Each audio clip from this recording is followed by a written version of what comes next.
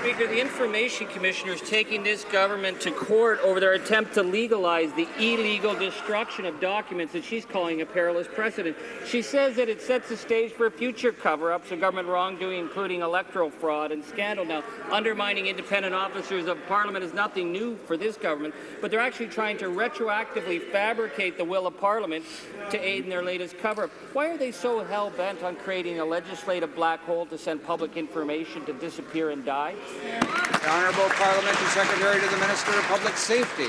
Thank you, Mr. Speaker. Again, we reject any claim that the RCMP did anything wrong by following the express will of Parliament. But it's interesting that the NDP continues to bring up this question because the NDP, if ever given a chance, would bring that long gun registry back and everything else. The Honourable Member for Timmins, James Bay. What was that? That was the sputtering of a once mighty political machine that's just run out of gas.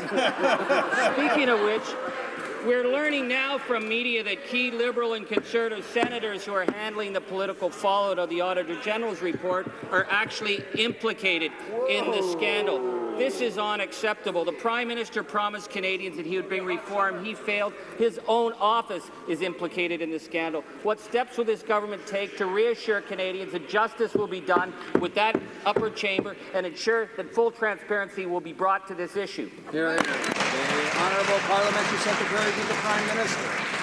Well, Mr. Speaker, as you know, it was the Senate that invited in the Auditor General to review their expenses, Mr. Speaker, and as we've said right from the beginning, we expect that all senators would cooperate and assist the Auditor General, Mr. Speaker, but at the same time, we know that the NDP owe $2.7 million to the Canadian taxpayers, Mr. Speaker. There are some 68 members of that caucus who will be spending their summer in the defendant's box at court trying to explain to Canadians why they refuse to pay back the $2.7 million that they owe them, Mr. Speaker. Mr. Speaker, the member for Scarborough Southwest owes $141,000. Wow. He's part of a... Order.